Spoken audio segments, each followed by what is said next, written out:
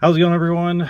Welcome to the channel. It's been a fat minute since we've done one of these. If you've seen the video before this, the kind of channel update, the big kind of update, we are now going by the Living Dead formats where physical media never dies. So yeah, let's kind of move forward while also doing something fairly familiar on this channel, and that is a black metal album review. And it starts off with the thing that kind of brought everyone's attention back to this channel, and that is the second release by Darkest, a black metal project out of North Carolina headed by the member E.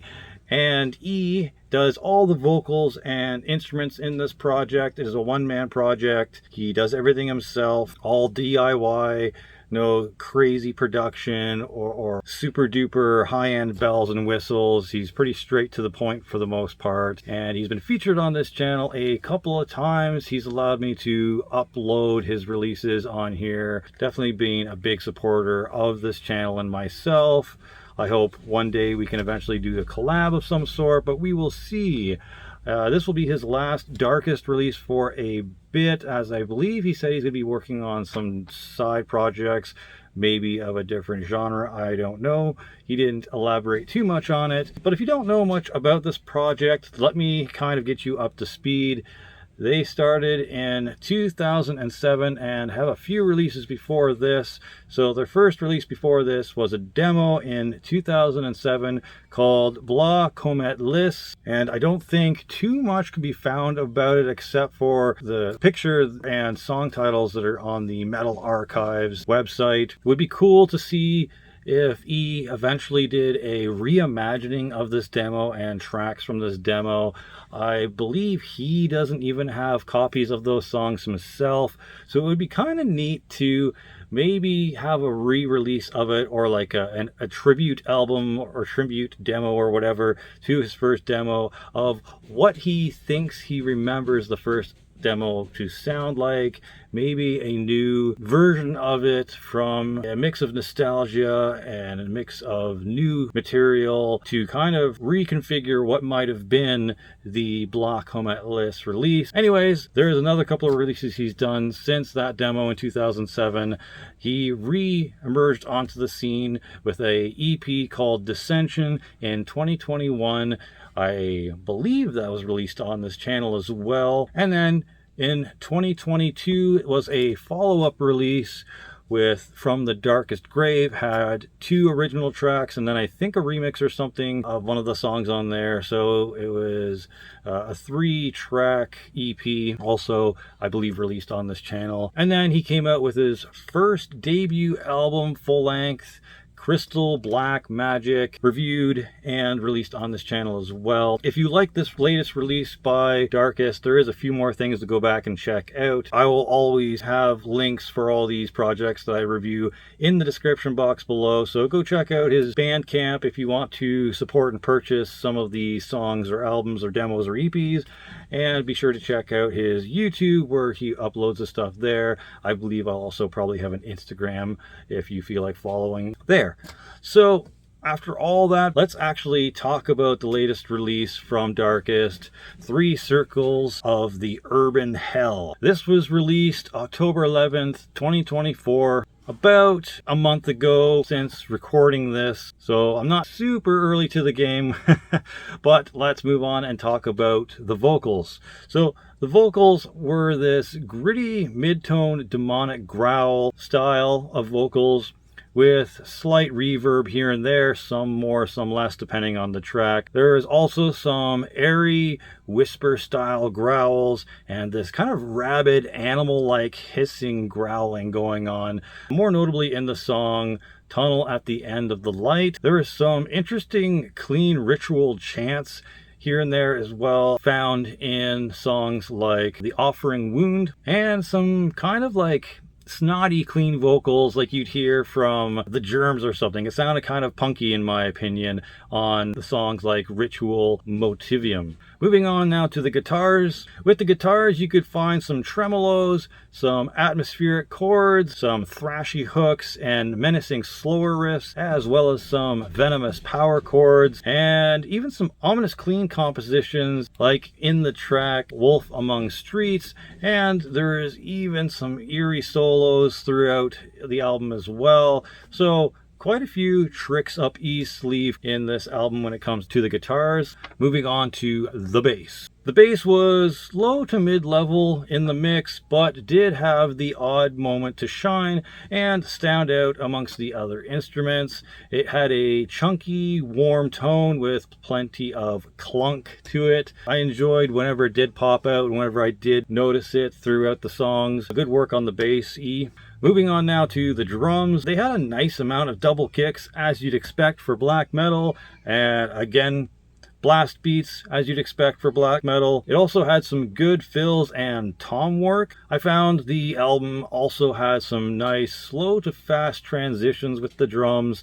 It's hard when you have to go from a certain timing to a quick timing or tempo on the drums. You don't always know exactly how to transition from a slow to fast or vice versa.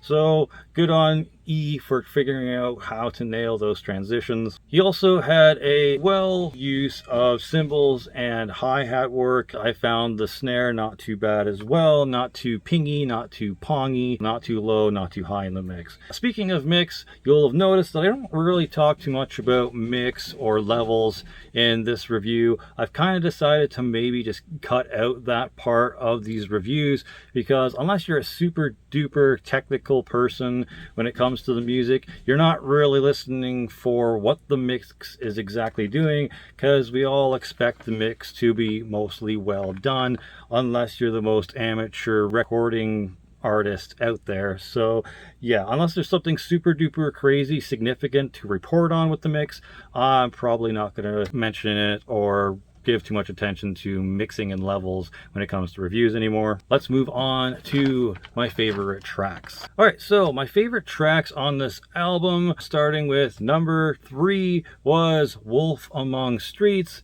It had this amazing catchy main riff, an intense middle section and vocals, kind of a cool noodly part right after, and a somber kind of settling type ending. Wolf Among Streets will definitely get your head banging and is a nice taste of the album's groovier, hooky offerings. The next one, I'm probably not going to be able to pronounce this properly. It's a German title, and that is track number 4, Totenkampfverband. It was definitely the heaviest track on this entire album. Certainly the most chaotic and wall of sound type deal. Kind of reminded me of Revenge and Tetragrammaticide at points.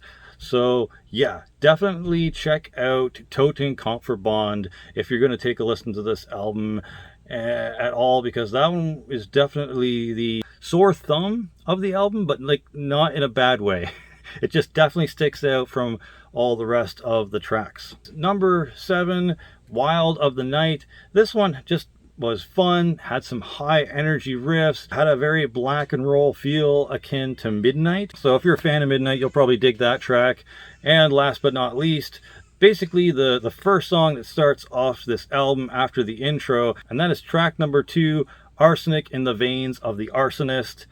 Very cool alliteration and title for sure. I dig songs like that. What was cool about this song was it was a nice mix of everything that was on the album, kind of give you an idea of what to expect next as a whole. It had speedy riffs, it had ravenous vocals, catchy hooks, some dissonance and atmosphere, and also a great post-intro track to get your palate wet for what's to come on the album. Alright, moving on to my overall thoughts. Darkest is back, and it brought enough ferocity as a pack of starving wolves. Sizzling riffs, gnashing vocals, ready to rip your heart out and tear your face off. 3 circles of the urban hell will get your blood pumping and your horns in the air as your neck snaps from headbanging so aggressively. I would say even if the second release seems a little long in the tooth, it'll surely have you itching for more and howling at the moon. With that all said and done, let's move on to the last part of these reviews,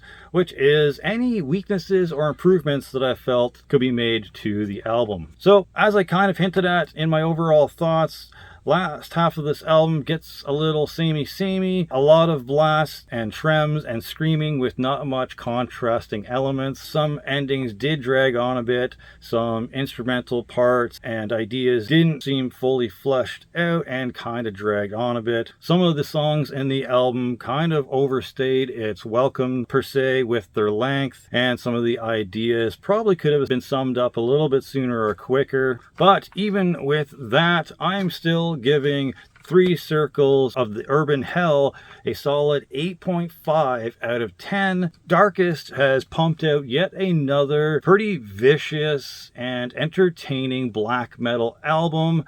They are probably one of the best solo black metal acts coming out of North Carolina right now. I dare anyone to let me know of anyone doing it better in the comment section below. Would be interesting to see what the competition is like in North Carolina for black metal. So yeah, good job with this album. Can't wait to see what you do next side project wise, and hopefully one day I'll be able to get some more Drakir out there, or maybe a spin-off of Drakir. I was thinking of maybe doing a Necrocaster Grayskin spin-off with maybe a slightly different style of black metal. Don't ask me what that is. I don't know if that would be more thrash, atmospheric, or moody, or doomy. I don't know if the vocals would be any different. It's basically just me screaming with a little bit of gain on it. So yeah, anywho, would be cool to collab in the future. Is what I'm babbling on about. Good job with this album. Go check out Three Circles of the Urban Hell for yourself and let me know what you think of it. Be cool to talk about it in the comments section.